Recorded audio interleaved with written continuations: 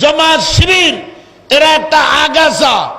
এদের 27টা বই আমি পড়ছি, তাফহিমাত, তানকিহাত, খুতবাত, रसाइल मसाइल, सियासी कशमकश, कुरान की 4 बुनियादी इस्तिलाहें, दस्तूर जमात इस्लामी, हुकूक ज़ौजाइन, अल जिहाद बिल इस्लाम, এরকম 27টা কিতাব পড়ছি।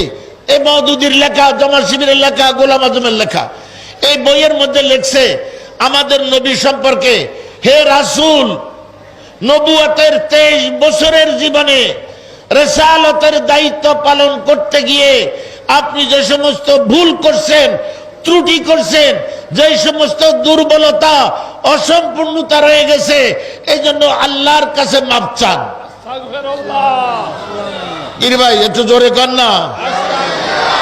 আমাদের নবী কি নবুয়তের রিসালাতের দায়িত্ব পালনে ভুল করছে? ত্রুটি করছে? দুর্বলতা আছে? অসম্পূর্ণতা আছে?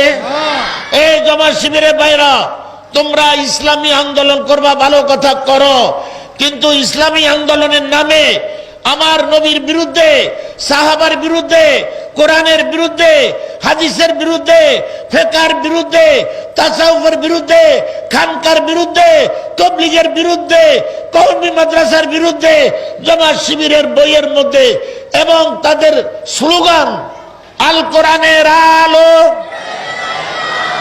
এই স্লোগানটা হলো জামাত শিবিরের। আমি জামাত শিবিরের জিজ্ঞাসা করছি, একজনও আমারে উত্তর দিতে পারে নাই। যদি আজকে এখানে কেউ থেকে থাকেন, তাইলে আপনারা এই মাদ্রাসার হুজুর আছে দপ্তরের মধ্যে, ওনার কাছে আপনি সময় নিয়ে যাইবেন, আমাকে আসতে বলবেন। যদি এখানে বসেন বসবো, যদি আপনি ওই বাইতুল মুকাররমে বসতে চান বসবো, যদি আমাকে একা নিয়ে বসতে চান বসবো, যদি দলবদ্ধভাবে বসতে চান বসবো। আপনাদের স্লোগান আল কোরআনের আলো, ঘরে ঘরে জালো, হাদিস কই? কথা বুঝেন নাই? মুসলমানের তারাক্তু ফীকুম আমরাইন লান তাদিল্লু মা তামাসসাকতুম বিহিমা কিতাবাল্লাহি ওয়া সুন্নাত রাসূলি।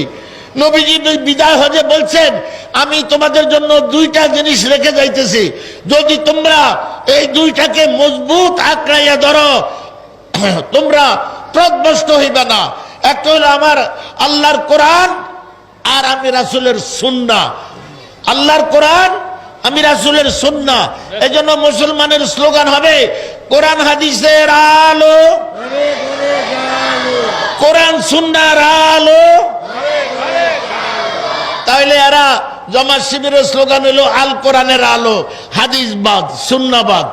আল্লাহর আইন চাই, সৎ লোকের শাসন চাই, এটাও মুসলমানের স্লোগান না। মুসলমানের কোরআনও লাগবে, হাদিসও লাগবে, তাওহীদ লাগবে, রিসালাত লাগবে। এরা দ্বিতীয় স্লোগান বলল কোরআন ছাড়া অন্য কিছু মানি না, মানব না, অন্য কিছু মানি, হাদিস মানি না। আতিউল্লাহ ওয়া আতিউর রাসূল। মাশাআল্লাহ, কোরআন শরীফে আল্লাহ তাআলা বলছেন তোমরা আল্লাহর অনুসরণ করো এবং আল্লাহর রাসূলের অনুসরণ করো। জামাত শিবিরের এই 2 নম্বর স্লোগানের মধ্যে এই আল্লাহর আইন চাই, সৎ লোকের শাসন চাই। আমরা বলবো সৎ লোক তো হিন্দুদের মধ্যেও সৎ লোক আছে, খ্রিস্টানের মধ্যেও সৎ লোক আছে, তাদের শাসন আমরা চাই না। আমরা চাই আল্লাহর আইন চাই, ইমানদারের শাসন চাই। ঠিক না বা ঠিক? 3 নম্বর স্লোগান, হে তরুণ এসো আল কোরআনের সমাজ গড়ি, হাদিসের না। আমাদের প্রত্যয় একটি, আল কোরআনের সমাজ গড়ি, হাদিসের না।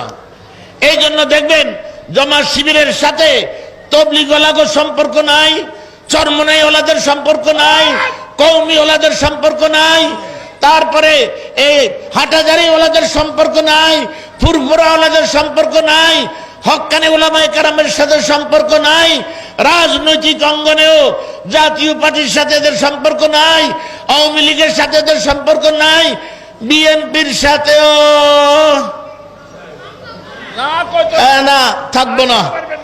এই নেত্রী আমানুল্লাহ আমান আমার একদিন বলছিল যে হুজুর, আমরা এদেরকে টিস্যু পেপার হিসেবে ব্যবহার করতেছি, আমরা এদেরকে তালাক দিয়ে দেব, এদেরকে আমাদের দলীয় লোকেরাও দেখতে পারে না। আল্লাহুম্মা সাল্লি আলা